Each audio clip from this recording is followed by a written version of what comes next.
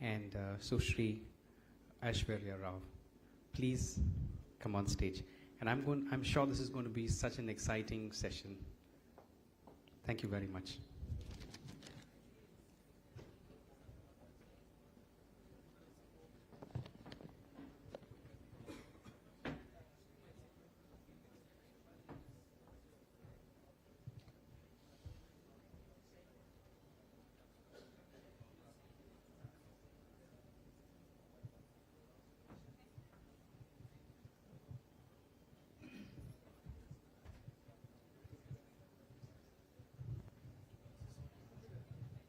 Hello.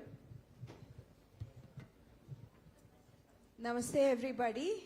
It's a pleasure, as always, to be here. And you might be thinking that my job is to curate sessions. So why am I here on the stage conducting sessions?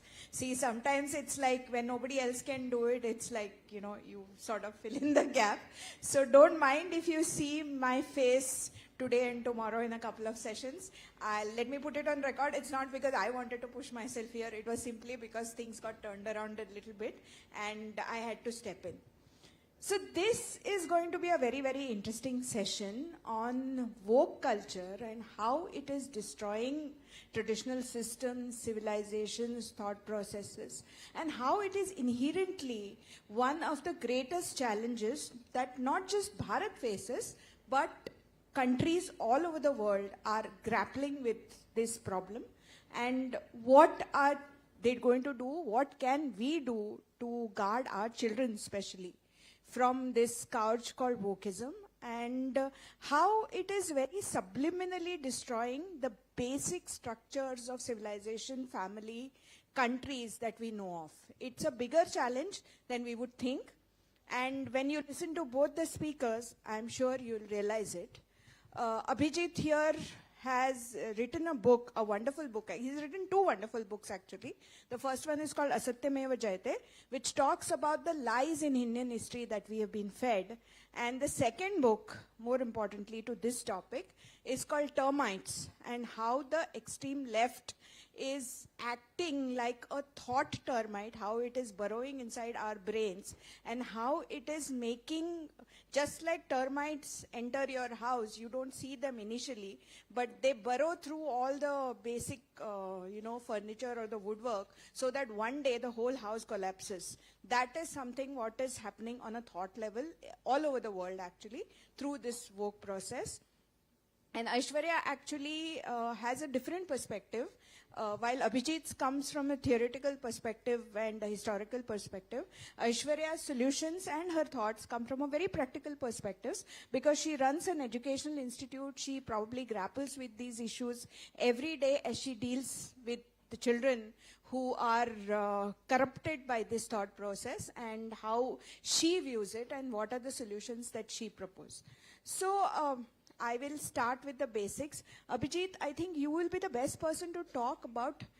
We talk a lot about wokeism, being woke. So what is being woke, and what are the historical origins of the word? And can you give us a little bit of a historical perspective, please? Thank you, Shefali. Anand Ranganathan generally asks you for 30 seconds. I'll ask you for at least 3 minutes to answer this question. Wokeism is a word which we hear quite often these days. Pujaniya Mohanji Bhagwat, in his Vijayadashmi address for this year and last year, he has spoken about wokeism. Many people also now speak and hear about that word.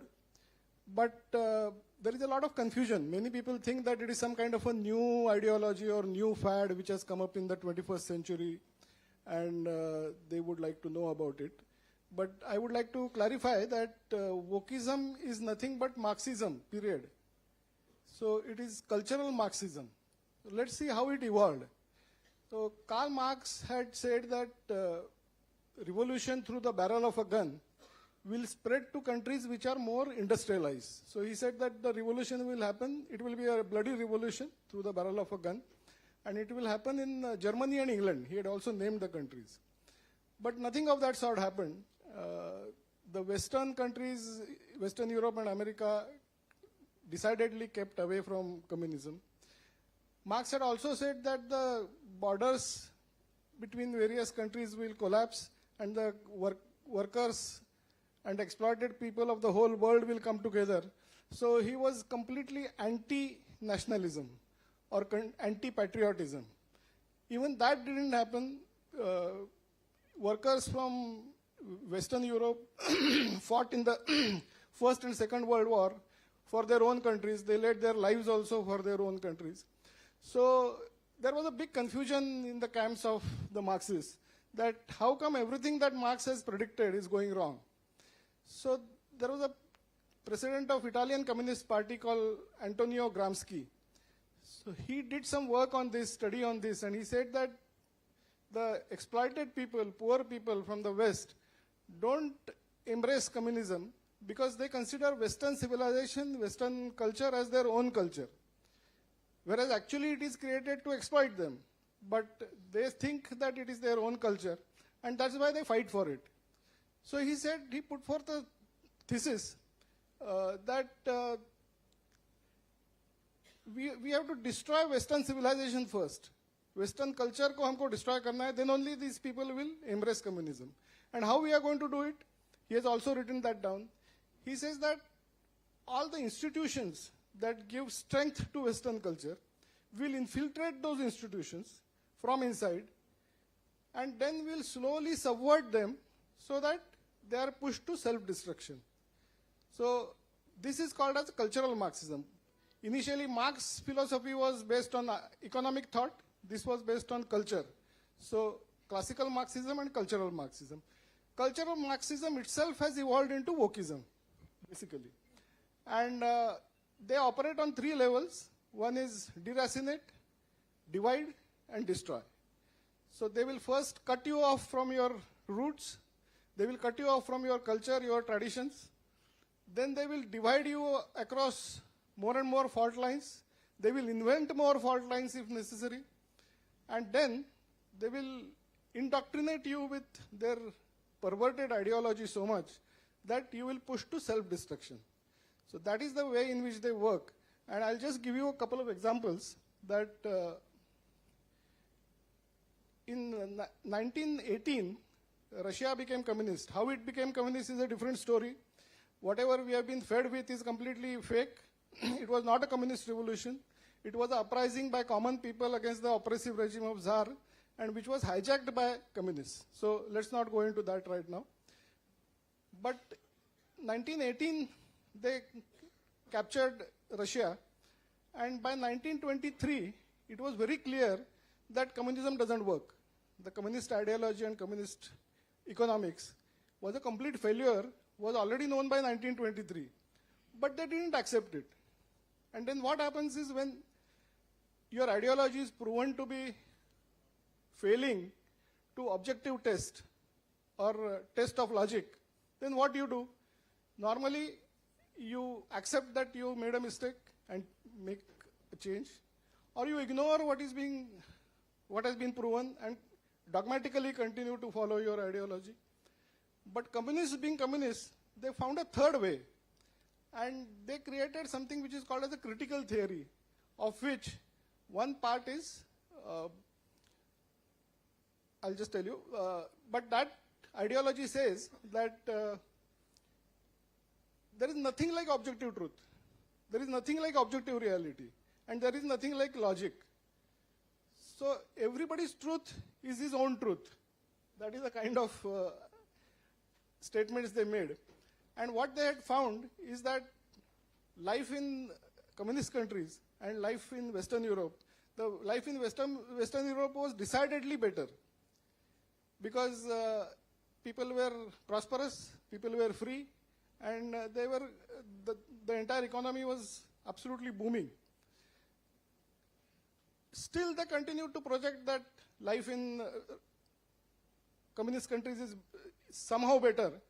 But even that argument collapsed in 1956 when Khrushchev admitted to the atrocities committed by Stalin. And then it was, the whole world knew that life in communist countries is absolute hell. So then they decided to make life in Western countries so bad. One of the professors of Frankfurt School who propagated this critical theory, Willy Munzenberg, he has gone on record saying that we will make the Western civilization stink. He has written it. Only thing is we don't know. And that's why we think that it's all ideology of equality and rationalism and things like that. It is nothing of that sort. Their entire idea is to destroy your culture, it is destroy your traditions, and finally destroy life itself. Ultimately, that is the whole thing. If you allow me a couple of points. When I say they want to destroy life, you just look at the phenomenon of transgenderism. I mean, I'll come to that. Let's take that separately. So I'll drop that right now. But there are many things in which, like for example, they have completely perverted the feminist movement. Now they are saying that the women should be 100% like men. They should just copy men. Everything that men do, they should be able to do. And they should do it just like men. And to men, they are saying that your masculinity is a toxic masculinity. So they want men to be ashamed of their masculinity. So men should become like women should become like men. Ultimately, where we are leading is the collapse of the civilization. So that is the whole, their attack is multifarious, multi-pronged, and on every aspect of humanity, every aspect of human life, and every aspect of our existence is under attack. And we don't even realize that because everything is happening behind very, very attractive masks. So that is in essence what is wokeism. Wokeism is all about talking about inclusivity, talking about social justice, talking about environment protection, talking about transgender rights. So these are things that you simply cannot oppose. We think that, it's really good things. Inclusivity should be there. Social justice should be there. So nobody wants to oppose it. But behind that, their agenda is of dividing and destroying. So that is something that we have to understand. And we have to understand it is an attack on culture. So though I spoke about Western countries, everything applies to India also. Because now the focus is shifting to India, and India is under attack. Thank you, Abhijit. That was a very, very powerful and very perfect summing up of what wokeism is. You talked about that wokeism talks about basically deracinating people from their culture, then dividing them, and then creating a dissatisfaction with their life in general, so they want to destroy everything. Now I come to Aishwarya. You run an educational institution, you interact with students on a daily basis. So I want to ask you, to what extent is this deracination really taken root in Bharat, in your practical experience? Do you see in your dealing with kids that kids are increasingly going away from their roots? They are, without understanding, they are deriding their customs, their tradition, without even knowing what they are. Is that what you feel? Yes, definitely so. But I think also what children also understand as wokeism is a more African idea of a slang, which surprisingly means awareness. So woke means being aware, which is the furthest from what it is in all truth. But it is a very superficial idea of what you think is rebellion or thinking outside the box. So as a culture, as any society, we all believe that we fall under certain rules. We fall under, certain understanding. There is a strata to society. There's, basic understanding. And rebellion has been there right through. That is a mark of, I think, evolution. But rebellion has to have an answer at the end of it, instead of it only giving you questions. The aspect about wokeism, and I find that it is getting rooted, not as deeply rooted as possibly the West, but it's certainly finding its way to our country, because it asks you to question without giving you an answer. And that is a very dangerous thing for a child. See, it is imperative that you have to question, but somewhere there has to be a direction for that question. There has to be somewhat of an answer. If you are only left with questions, you are very confused. And a confused person is the easiest to manipulate, which comes back to, as you were saying, it disrupts society, right? So what it leaves children with is a multitude of questions with no answer. And has it found root? Certainly it has found root. maybe in a slower scheme of things. But the thing with our culture is there is so much more to rebel against. It is not only, it is not only a political aspect, it is not only a social aspect. We have family dynamics, we have joint family dynamics, we have cultural dynamics, we have religious dynamics. We have so many aspects of our society that come together that there are so many more ways in which for you to rebel and question.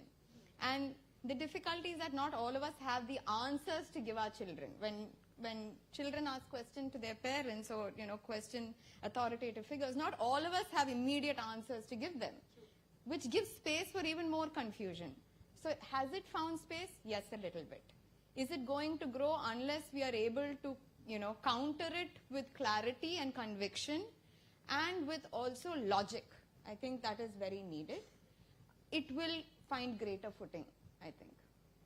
I really like the point that you made, that it is necessary to question, but if you only question without knowing the answers or without even looking for answers, if questioning is the basis of your existence, then obviously you will end up getting more and more confused and therefore disoriented and therefore dissatisfied. Now I'll come to your next point, and which is a very, very valid point. You talk about, in the book also, you mention how the left has weaponized issues like sexual revolution and transgenderism to basically destabilize societies by hitting at the most basic unit of a society, which is a family, as we all know. So what are the specific instances in India where you've seen this happen? And why do you think, this is a question for both of you, the second question, why do you believe that these movements specifically target young people? And how does this is another third most important question, how does this differ from legitimate advocacy for the rights of marginalized communities? Yeah, I think that's a very valid question, that we have to differentiate between what is legitimately authentic in terms of resistance and rebel, and what is the woke style of doing things. So just to continue with what you said, wokeism is actually, woke is the past tense of wake. So those who are awakened, they are called as woke. That is the idea. But their definition of awakening is a bit problematic. So, and one more thing I would just like to add to what I said earlier, that in 1956, Khrushchev said, I told you that after that they decided to create alienation and hopelessness. Again, this is documented by themselves, that we will create alienation and hopelessness in the Western world. And whenever I say Western world, please remember that I'm also talking about India, because India is, after all, a democratic country, and they're targeting the free world fundamentally. So in 1960s, the left first created the famous students' movement of 1960s, and from which the hippie cult originated. I'm sure many of you would remember.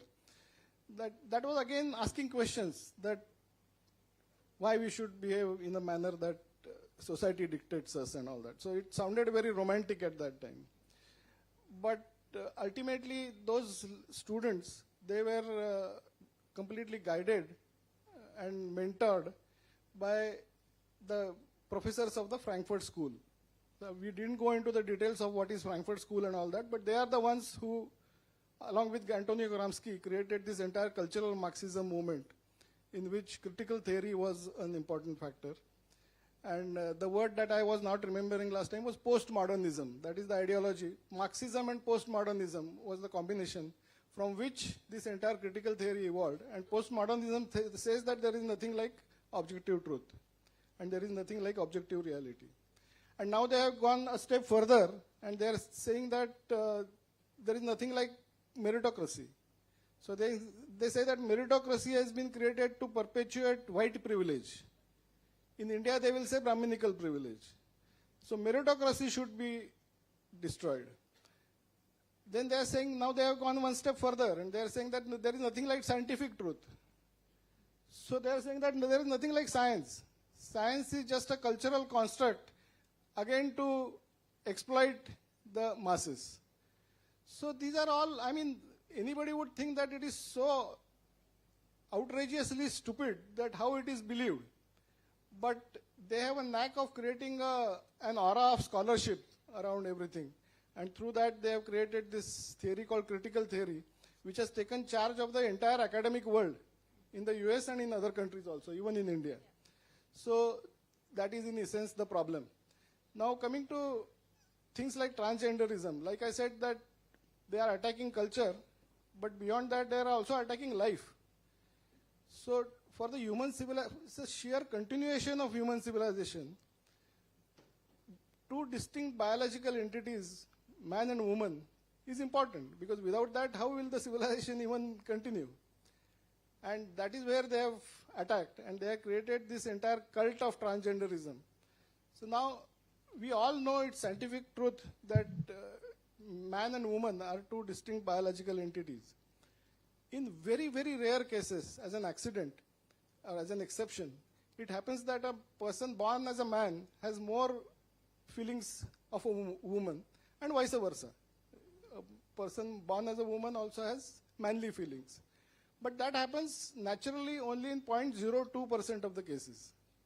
But here, because transgenderism has been made into a cult, I've given some figures of what percentage of young boys and girls are declaring themselves as trans. And they are so shocking that in UK, in the last 10 years, 4,400% increase has been there in the number of students who are claiming that they are trans. So there are various reasons for it, how it happens, why people do it. One thing is, right from the school, young children are taught, right from the age of 3 and 4, that success comes only because of privilege. And failure comes only because you belong to a oppressed identity. So white young boys and girls are told that your forefathers have created this wealth and everything, and you also get success because you are white, and you exploit your other friends from the class. So that, just imagine if a 4-year-old girl is told that your existence is because of privilege and exploitation. The fear, the pressure of guilt on the mind is so much that they want to escape that guilt. And you can't escape your color of your skin. Or in India, you can't escape being a Brahmin. So if you want to escape that, you feel that I should also have some oppressed identity. My oppressor identity I want to give up, and I should get some oppressed identity. And in terms of gender, they have said that people with normal sexual feelings are oppressors, and people with transgender feelings are oppressed. Again, a laughable thing, but they have made it into some kind of a gospel truth. So a young girl feels that, this is something which is good. If I declare myself to be a trans, then I'll become oppressed, and that is what happens. She declares that I am a trans, and then suddenly she becomes a hero. Then everybody says, oh, what a brave person she is. Then the whole class starts looking up to her. Then her peers also feel that I can also do this. And slowly it catches up like wildfire. And transgenderism is promoted like there is a active marketing of transgenderism. I mean, in the United States, in schools, men who consider themselves to be women, they are invited as drag queens, and they wear artificial breast and short skirts and very heavy makeup, and they come and they tell stories to the children of 4 and 5 and 6 years of age. So you can imagine what kind of atmosphere and what kind of environment is being created to kind of shove the transgenderism ideology down the throats of the young generation. I mean, I can go on and on how much you want me to... No, I get the point. And before I come to Aishwarya, I'll share an incident. So this thing about what he said, suddenly there is a male gender, there is a female gender, there's a person who is born male who thinks he's a woman, there's a person who is born a woman who thinks he's a man. Is a different story. But now in the US, there is a concept of gender fluidism. Gender fluidism means you're born a woman, you have lived like a woman for 10, 15 years of your life, then one day suddenly you say, Today I feel like a man, so treat me like a man. And then you can continue in that phase for 1 month, and then you will say, no, from today I start feeling like a woman. And this can happen for a day, for a week, for a month, for a year, permanently, whatever. But this gender fluidism is the most absurd idea that I have ever come across. So I'll take this as a joke, but this is actually a real incident. So this was shared by an American father. So his 12-year daughter once came from school, and for the same reasons that Abhijit said, good student, straight A student, she said that, Dad, I think I am transgender. From today, you please treat me like a man. Now a 12-year-old girl coming from a normal, happy family, together family, comes and tells this to the parents. Obviously, the first reaction would be absolute shock, right? And then you would start to argue, you would start to convince the child, and then the child basically is in the rebellious phase anyway, so the child doesn't want to be convinced, and then this just goes on and on and on. So what this father did is, oh, that's great. And then he went inside and he wore his wife's miniskirt and he put makeup on and he shaved his mustache and he said, I also feel transgender. So, you know what? I'm going to drop you to school like this. So the daughter was aghast because she obviously did not want her father to come to school like that. So she said, no, Dad, come out of it. Don't do that. He said, no, if you have the right to do that, I also have the right to do that. I feel the same.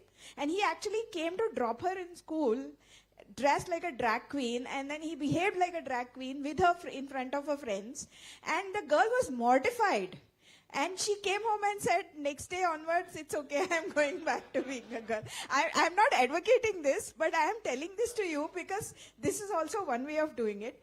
But question to you, since you deal with children a lot, what if this happens, and this could happen in any family, what if this happens in your family, my family, or whatever? And as it happened in your school, or do you know personally if it's happened? And if yes, what is the practical way of dealing with it? Firstly, I think it's a case-on-case basis, but I think one of the main things that we have to take into consideration is there's a difference between hardware and software. So hardware is what we are born with. It's the body that we are born into. Software is how you feel about it, if you want to look at it in that sense. Now, I mean, there have been multiple ways that software has gone through changes over the years. People, maybe, aligned to a different sexual orientation, which has been accepted over time.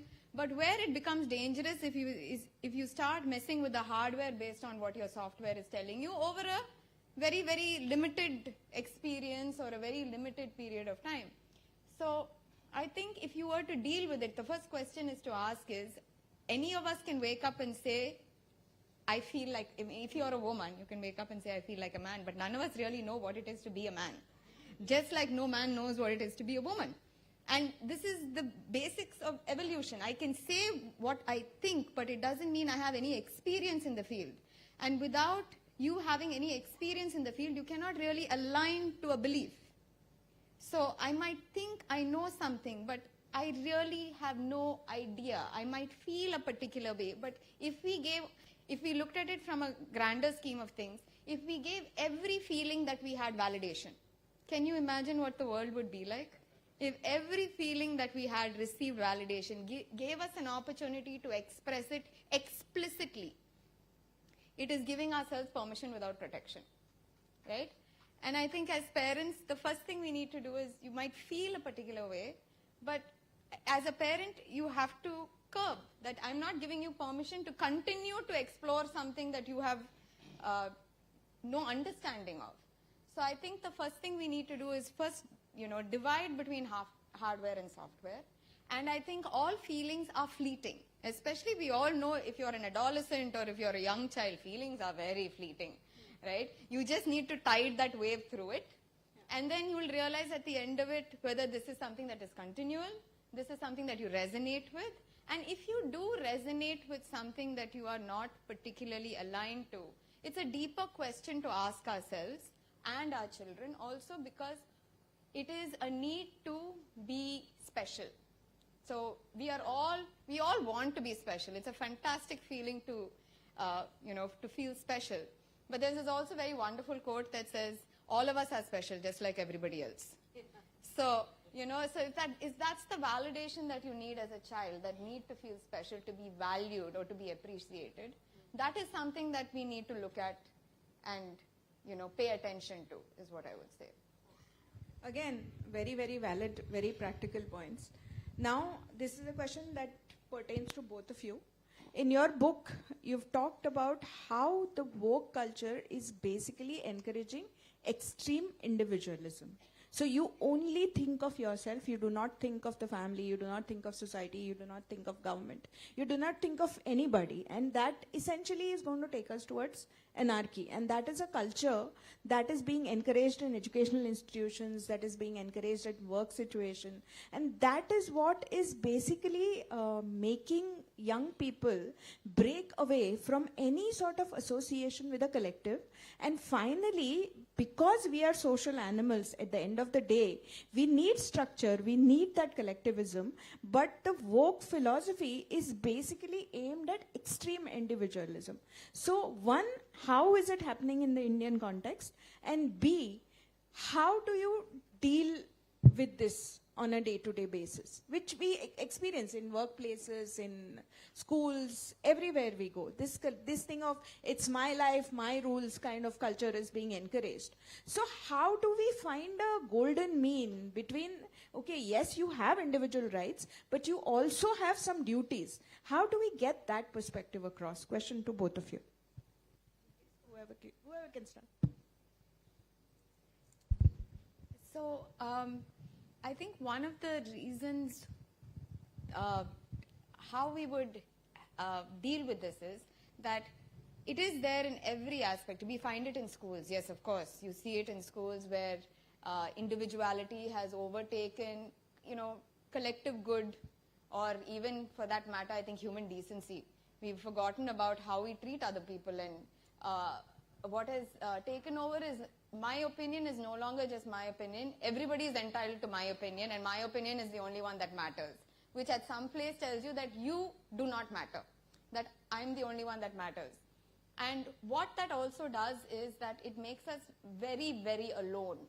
It's very lonely for a child or for an adult to feel that you are singular in a crowd, right? While it comes under the guise of being special, but it's extremely lonely, which is why we find that mental health issues have gone up. We all know over the last 10 years how mental health issues have skyrocketed through the roof because everybody is feeling lonely. And why are you feeling lonely? Because you are so special that loneliness is all you have, because you do not resonate with anybody else anymore. And how do we fix this as a collective good? Because we function in a collective society, right? So if you are coming into an environment that includes other people, whether it's, you know, a talk like this, or whether you're going into a school or a workplace, other people make your world as well. And none of us can function singularly. What is a singular life? If you are living in a cave somewhere, yes, you can absolutely say you live in a completely independent life where you are not dependent on anybody. Today, however you slice it, we are dependent on society around us to provide us with food, to provide us with shelter, to provide us with security. We're all sitting here being able, and these are what goes above myself, where I recognize that there is something around me that works, that gives me the privilege. Because also woke makes you very privileged. It tells you are entitled to everything without earning anything, right?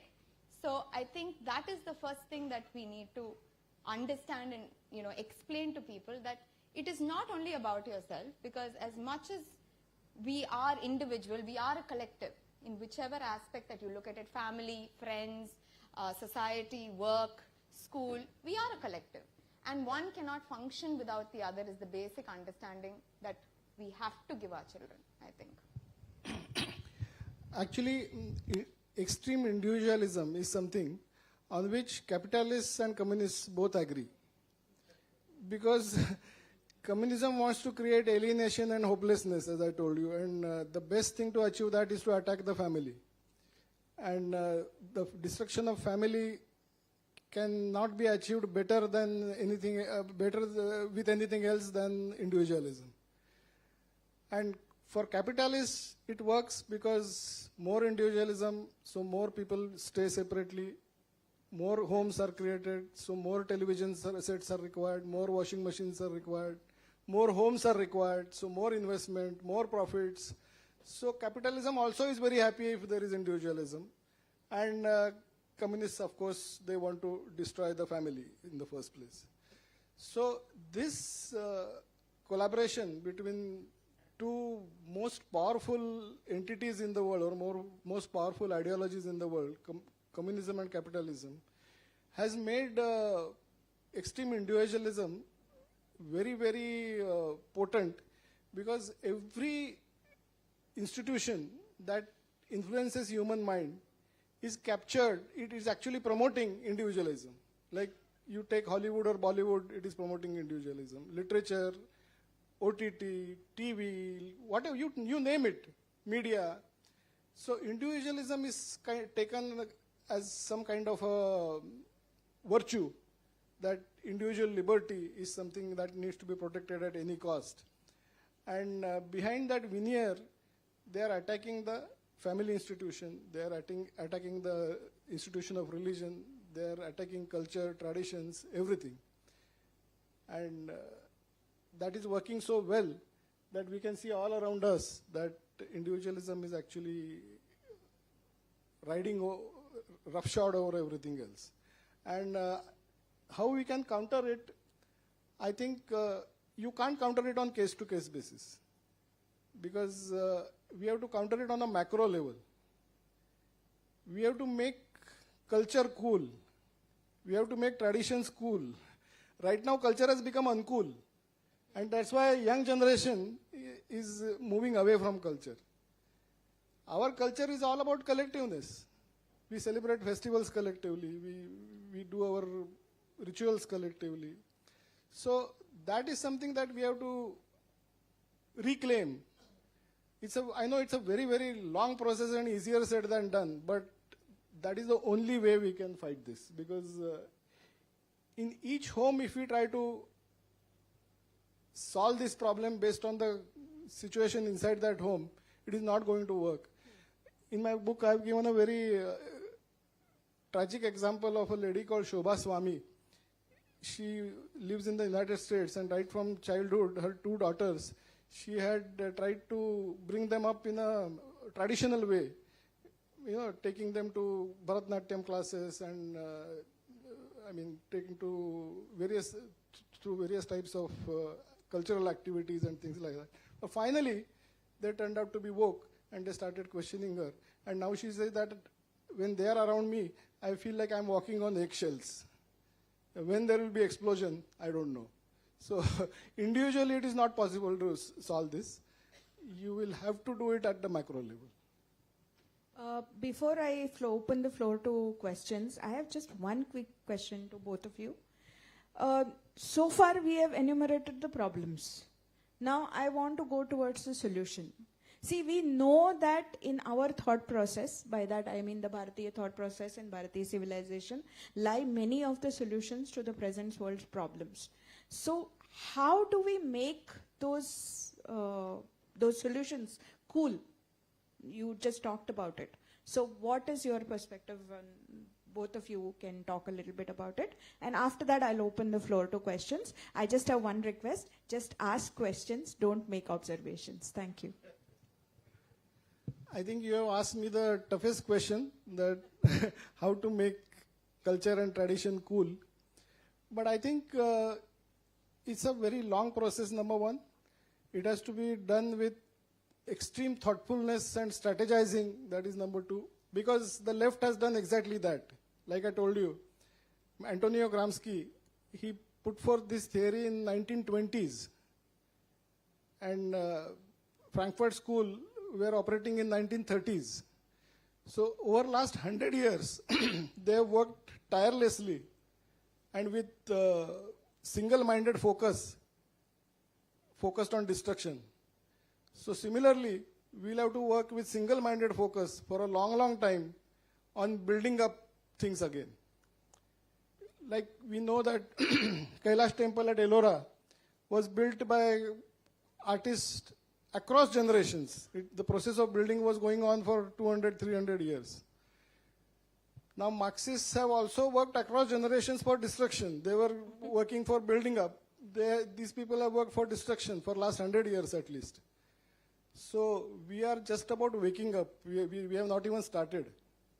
So how we can do it? I think we'll have to reclaim and recapture the institutions that affect human mind. So we'll need 100 prachams. There is just one pracham right now.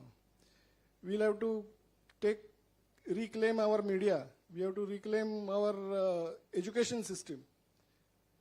I mean, you name it and they've infiltrated it. I mean, I'll just give you a couple of examples. Again, just going back from what Shefali has asked me. That they started in the US by taking charge of the institutions that teach teachers, like we know B.Ed, M.Ed and things like that. So those institutions they first captured. Then they indoctrinated the students who were going to become teachers. Once those teachers went out into schools and colleges and universities, and they started teaching children, and more generation after generation of students taught by them came out into the society. The thought was completely, the indoctrination was complete. So every educated person in the United States is now more or less indoctrinated by the teachers who have taught them. In India also, if you look at, let's say, UPSC coaching classes, just look at what they are teaching our children. Now these children will become IAS officers, become collectors and things like that tomorrow. All UPSC training institutions, barring a few exceptions, honorable exceptions, are all controlled by the left. Our media is all controlled by the left, we know. Our academic Shia is all controlled by the left. And they indoctrinate with single-minded focus over the years, over generations. We are just realizing there is no shortcut. We also will have to go through this entire process. And now, I think, better late than never, but we must start reclaiming the institutions. That is the biggest challenge. And for that, our government will also have to support us, actually. I think that is one area where they have faltered, I'm very sorry to say. But unless we recapture the institutions, we will not be able to do it. And once we do that also, it's a long process because changing minds is the toughest job. Influencing minds is the toughest job. And for that, we'll have to work dedicatedly, committedly over a long, long time. Aishwarya?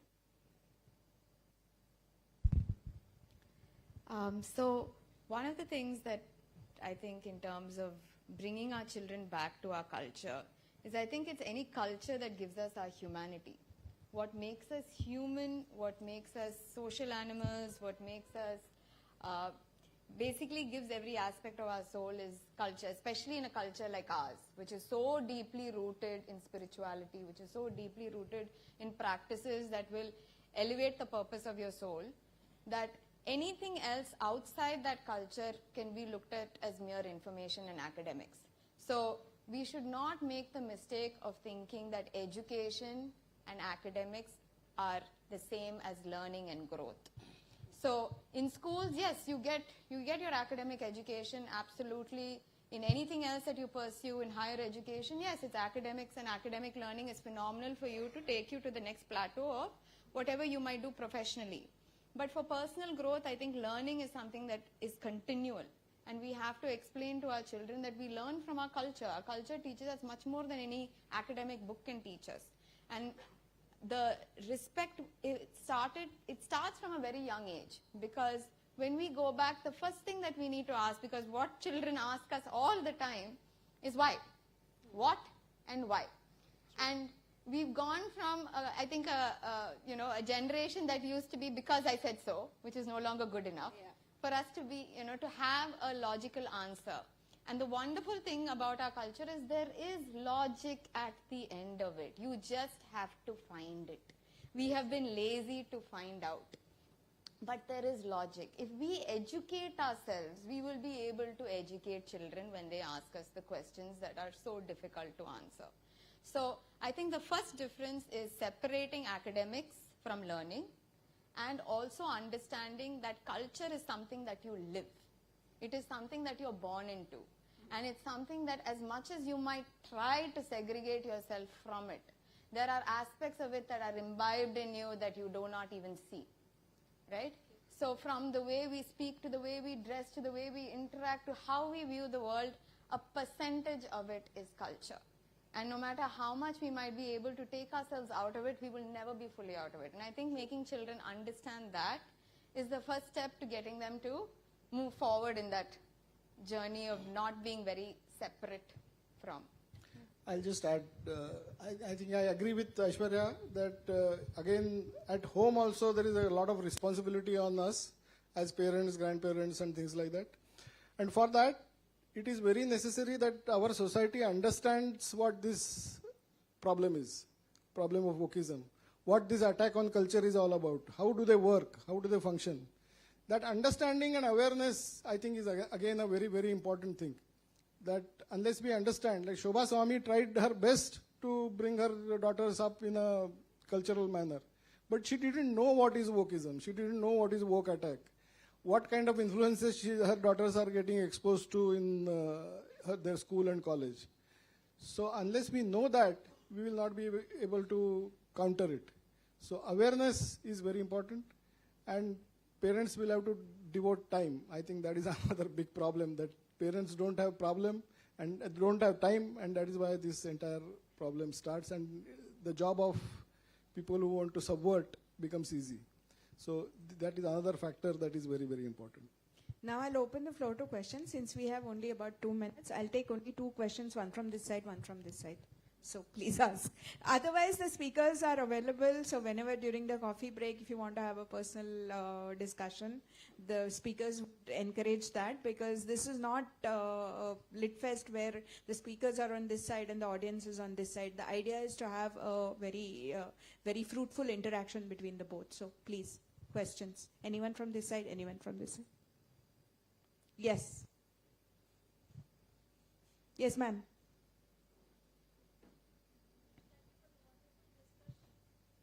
Can anybody give her the mic?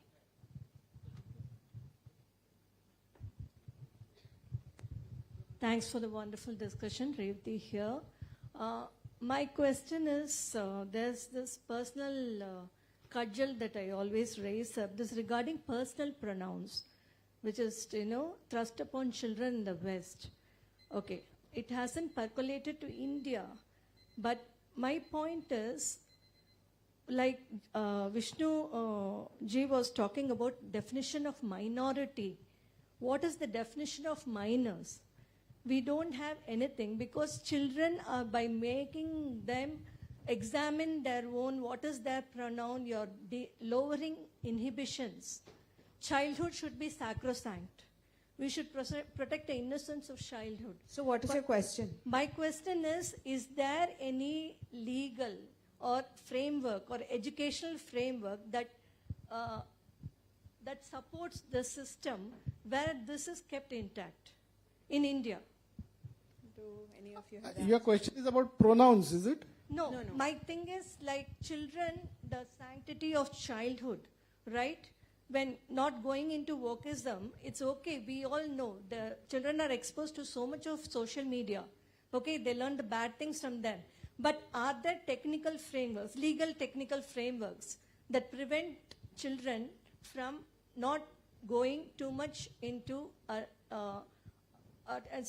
degrading Got your childhood? point, yeah. Right. But there is, see, apart from the legal definition of a minor and major, below a certain age you can't get married, you can't vote, you can't do anything. I don't think there are, at least I'm not a lawyer, but not to my knowledge that there is no law or there is no legal framework in Bharat says that children under 10 years cannot be exposed to this. Okay. Unfortunately Okay. not. Okay.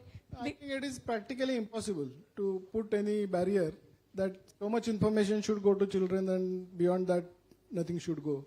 I think in the age of information explosion, it's practically impossible. We'll have to prepare the children to be judicious. Because we have somebody from the educational sector also. The educational body is doing something. Ma'am, yeah. Anyways, our time is up, so unfortunately I cannot take the question from this side. I apologize. For the next session, we'll take the question from this side first. Yeah.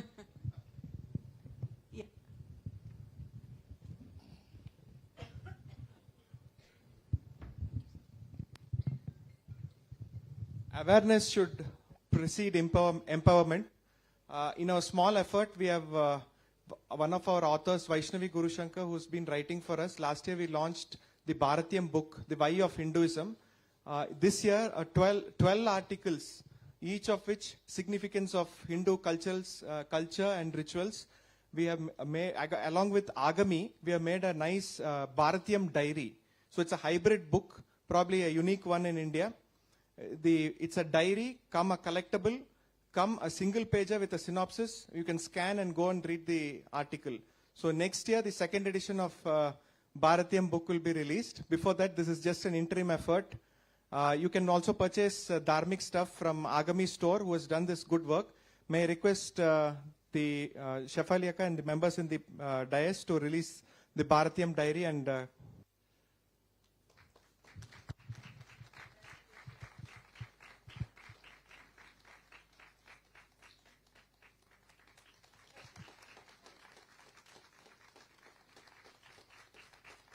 a tray you can take this. In a tray.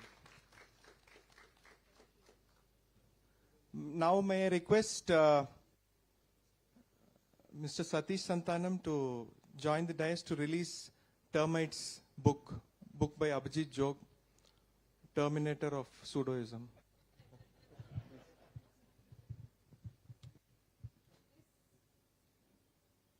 This is a book you all must buy and read and gift, particularly for your children who are in that 16 to 21, 25 age group. For their birthdays, for their friends' birthdays, please gift them this book.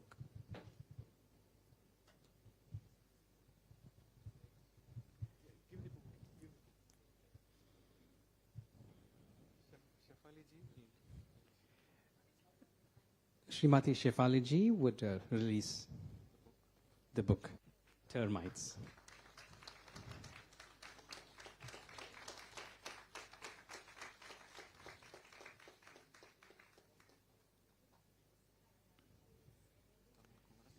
Thank you very much. The dignitaries, please be on stage, if you don't mind. Thank you. I request Mr. Tamar Kumaran to please come on stage and facilitate Madam Shefali Vaidya. Thank you very much.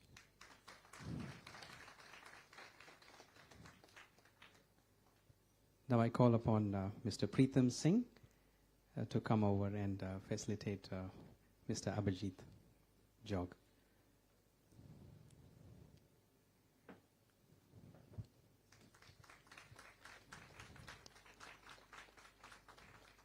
Thank you, sir. Now may I please call upon Mr. Ramachandran Prasad to facilitate Madam Aishwarya Rao.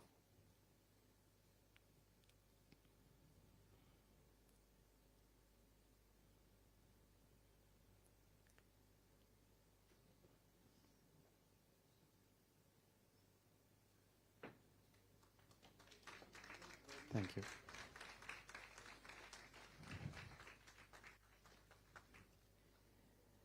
Thank you so very much for this lovely sessions, such a lot of insight, and I'm sure all of us, the audience enjoyed it as much. Thank you. Evergreen Hampi.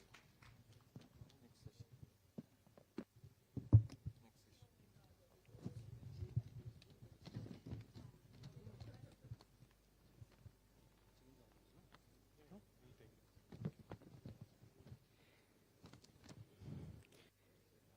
Ladies and gentlemen, please stand by for the next session, which is Evergreen Hampi, would be presented by Wing Commander B.S. Sudarshan.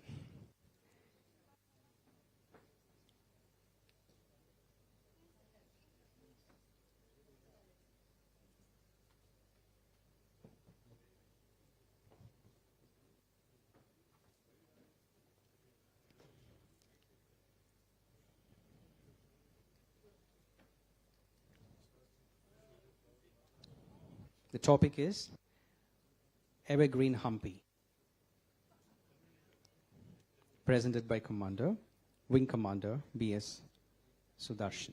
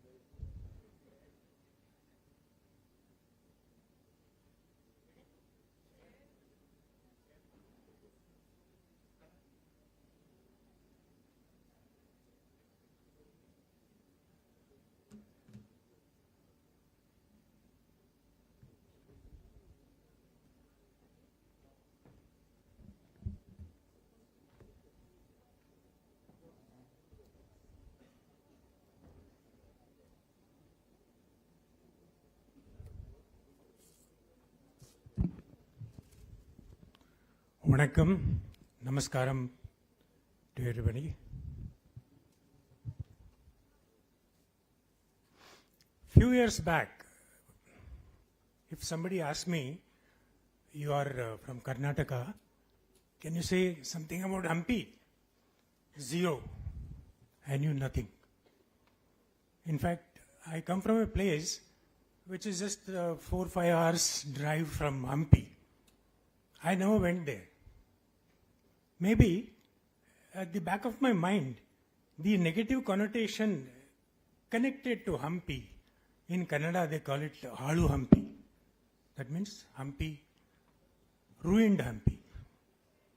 So my idea was, why should I go all the way and see the ruined Hampi and feel bad about it?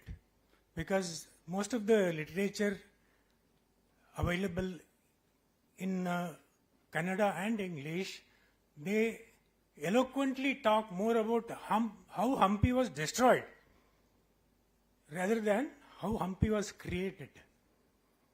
So when I was flying for Air Deccan, we used to do a flight from Bangalore to Jindal Private Airport near Hampi.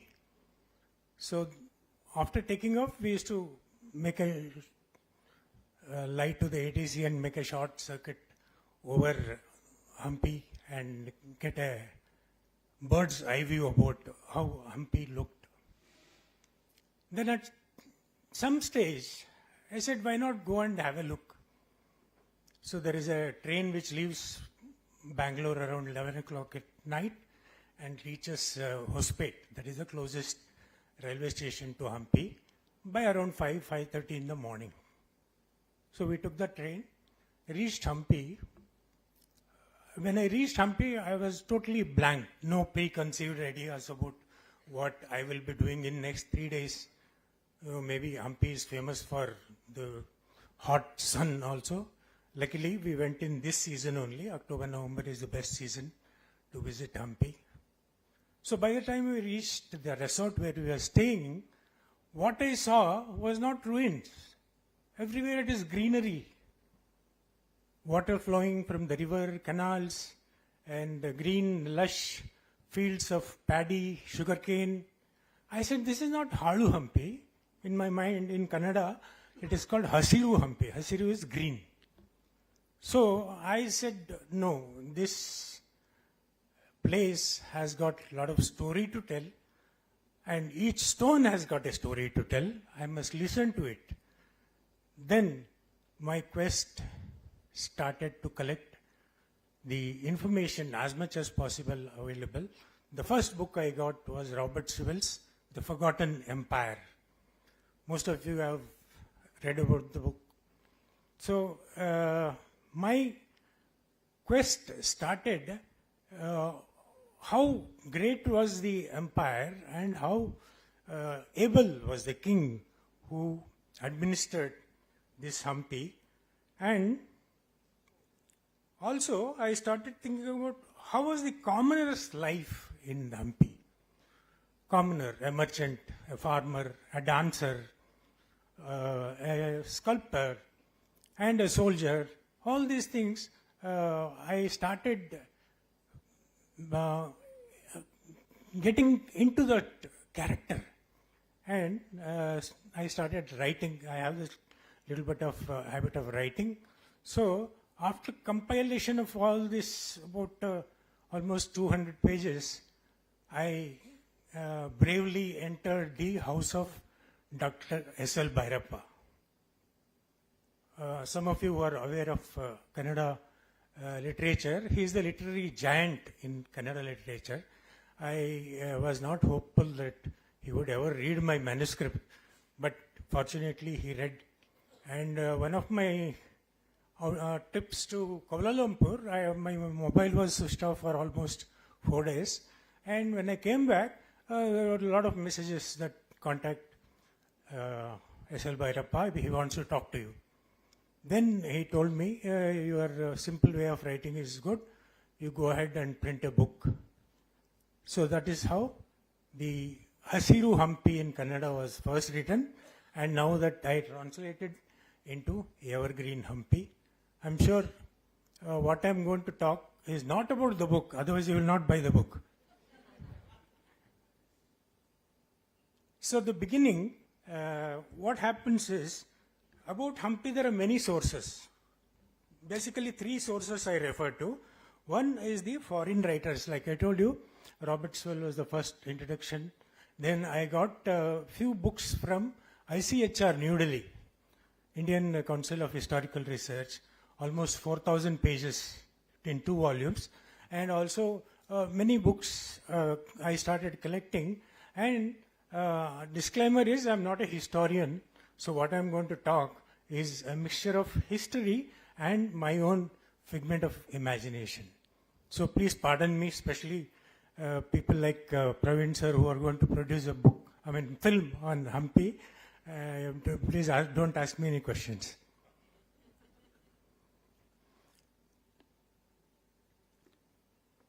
In North Karnataka, folklore and folk songs talk about how Hampi began. What is Hampi? What is the name? How it originated? Basically, Pampa is the name of Parvati and Virupaksha is the name of Shiva, and Pampa Devi did tapas on the banks of river, and after many years Shiva agreed to marry her. That's how the folklore goes. So that Pampa got corrupted and became Hampi or Hampi. And the Tungabhadra river, what we call Tungabhadra now, was once called Pampa Nadi, and the whole Hampi was called Pampa Kshetra and also called Kishkinda Kshetra. It's supposed to be a nearby place which is supposed to be the birthplace of Lord Hanuman. But as per the folklore of North Karnataka, Hampi started from a valiant commander called Kumara Rama.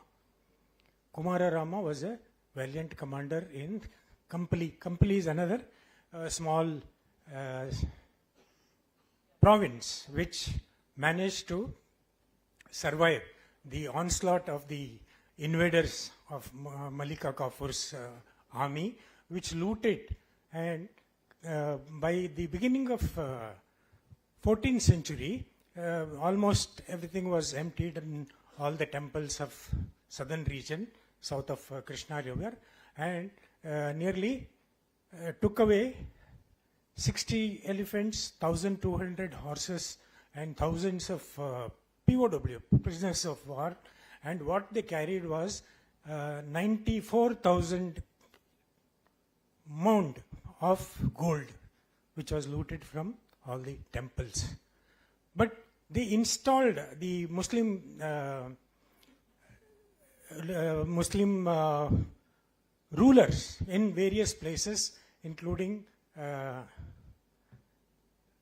Madurai, Srirangapatnam, and Devgiri, and also in by then the Hoysala dynasty was waned off.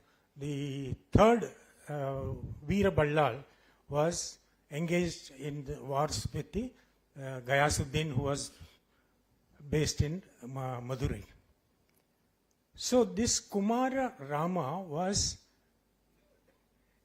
killed by a lady called Matangi, because that Matangi told the Muslim rulers that you can never defeat Kumara Rama unless a lady goes and stands in front of him and attempts to kill. Only then he can be killed, and she was compensated adequately for her misdeed, and she went along with the male soldiers disguised as a male soldier, and when in front of Kumara Rama she displayed her hair and the attire which was ladies, and Kumara Rama stopped his attempt to assassinate her, and in turn she assassinated Kumara Rama. Kumara Rama was the brother of a lady called Maramma, and her husband was Sangamanayaka, and he had 5 brothers. Everywhere we hear about Hakka Bukka, that's all. But there are actually 5 brothers: Marappa, Madappa, Kampana, Harihara Raya, and Bukkaraya.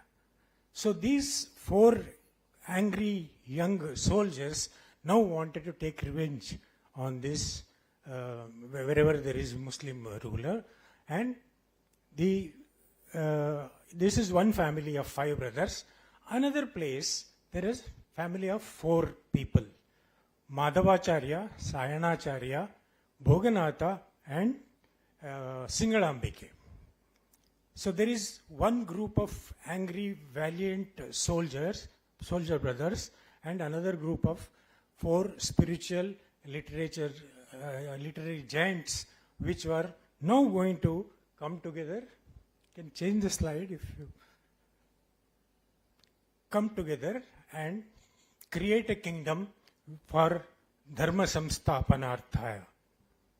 Because by then the morale of the soldiers was down the drain. There were no, all the temple treasure was looted, and people were forcibly converted into Islam, and the rise of Islam was everywhere, for either forcibly or without any choice.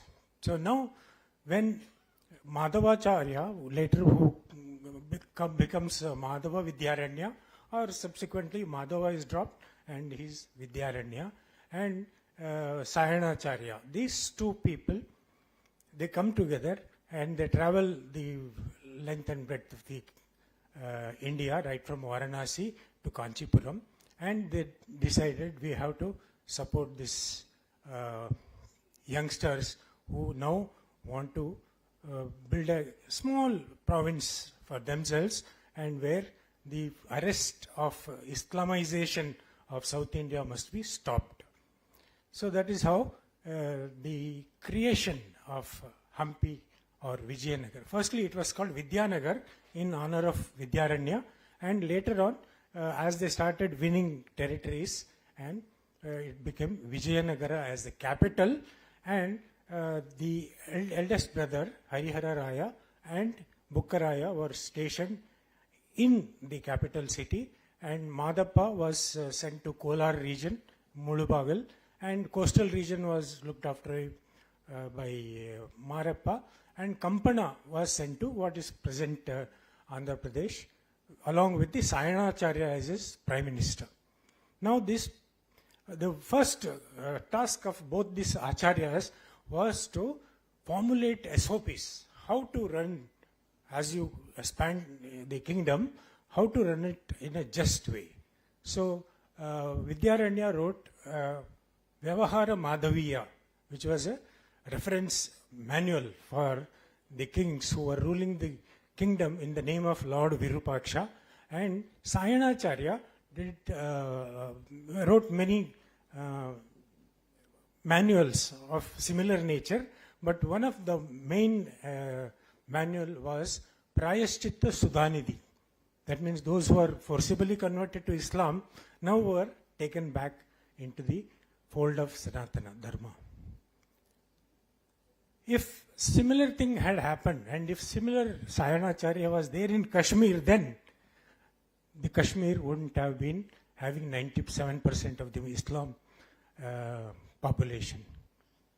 So fortunately, in South India, south of Krishna River, we had these great people who guided, who became the Rajagurus, Dharmagurus, and the guiding principles of how to run a kingdom, which is just recovered from the onslaught of Islam army and the cruel rulers of the who came from north. Now let us come to, as the first generation expanded the territory, the second generation was sent to Tamil Desham. Because for 43 years, Madurai Meenakshi temple and Srirangam temple were closed for worship. They were never opened, no worship was carried out. Srirangam temple was taken over by the Muslim army and it became a military garrison. There were soldiers inside the temple, there were horses, there were elephants, so it became a military garrison. And regarding this, the authentic Granth was discovered in 1912 in a private library of Sri Padmanabha Shastri of Thiruvananthapuram. The title of that was Madhura Vijaya. It was also called Veera Kampana Charitam. It was written by the Kampana, who was the son of Bukkaraya, first Bukkaraya. Kampana there was an uncle Kampana also, and this was the son Kampana, and his wife Gangambike, who was from Kakatiya dynasty, she wrote a 64-page manual. It was a kind of running commentary and how Madurai was captured. That is why it is called Madhura Vijaya. And in that, she gives a running commentary of how they went all the way to Tamil Desham and how they have managed to release these great temples, Srirangam and Madurai. One of the days when they were planning how to go about dislodging the Ghayasuddin from Madurai, and one lady appeared. Suddenly one lady appeared, and this is what is written in Madhura Vijayam. I am not concocting anything. It is written in Sanskrit. So, one of the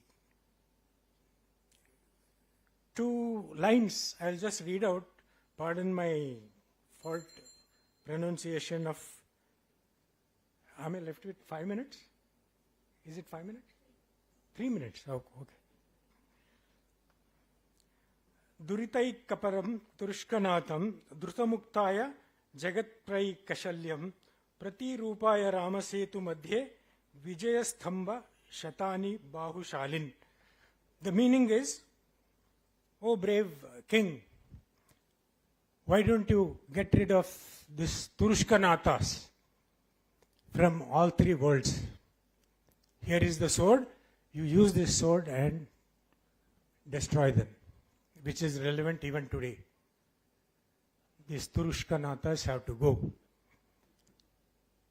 So that's how he was slain, and this lady Gangambike, she writes. There is a Tamil version also about Madhura Vijayam, and I think T.R. Ramesh, he has written this Madhura Vijayam. It is a very, though I read the English version, but I'm sure if you understand, when you read it in Telugu, much better, because it is a complete translation. Somebody, a Tamilian friend, told me that it is much better than the English version. So please read it. I am doing the marketing for Mr. T.R. Ramesh. Okay, let's come back to Hampi now. We have released. Yeah, okay. I have a small surprise. One of my Air Force friend, who was my commanding officer in a missile squadron, and we flew together in Indigo Airlines. Unfortunately, he is no more. His name is Pramod Kumar Jain, Group Captain Pramod Kumar Jain, who as a young pilot was awarded Shaurya Chakra for saving one fighter plane. And of course, he is a very well known. I invite Mrs. Archana Jain, who has written a book about his memory, a valiant aviator. First, I request Captain Yogendra Yadav, Shefali ma'am,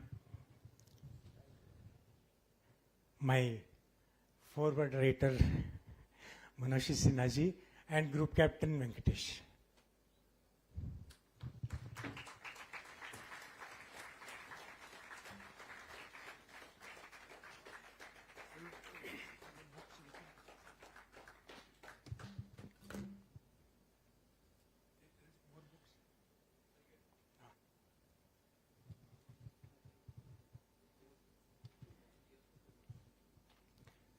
Can you show that market AI image?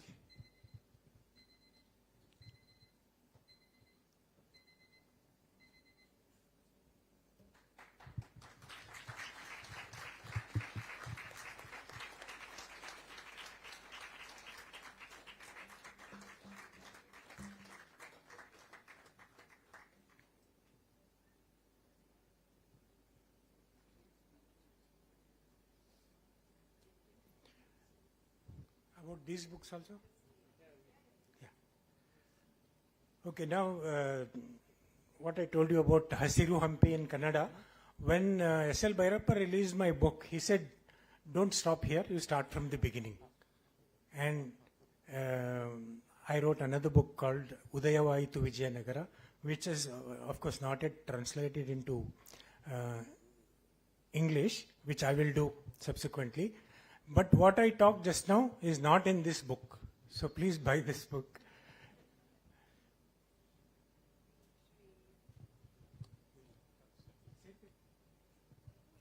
So we shall have the book release,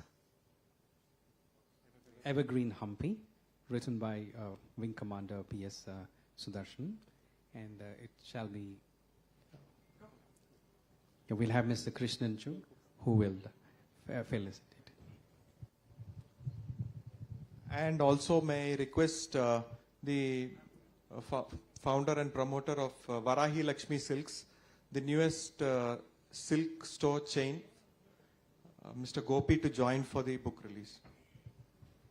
They have a nice stall with Kanjivaram silks.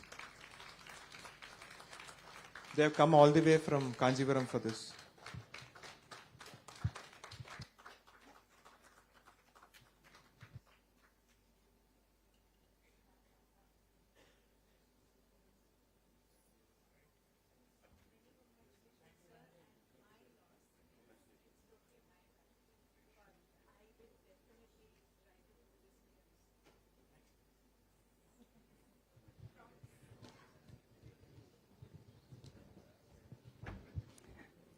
Thank you so very much.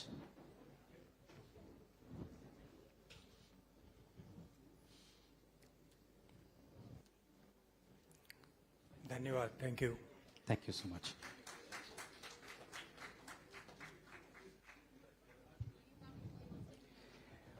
We shall proceed with the next session. It's Ancient Wisdom, Future Vision by Mathur Sri Ananta Lakshmi in conversation with Sri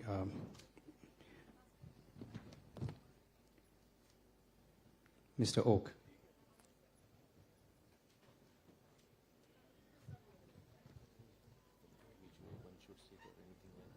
No,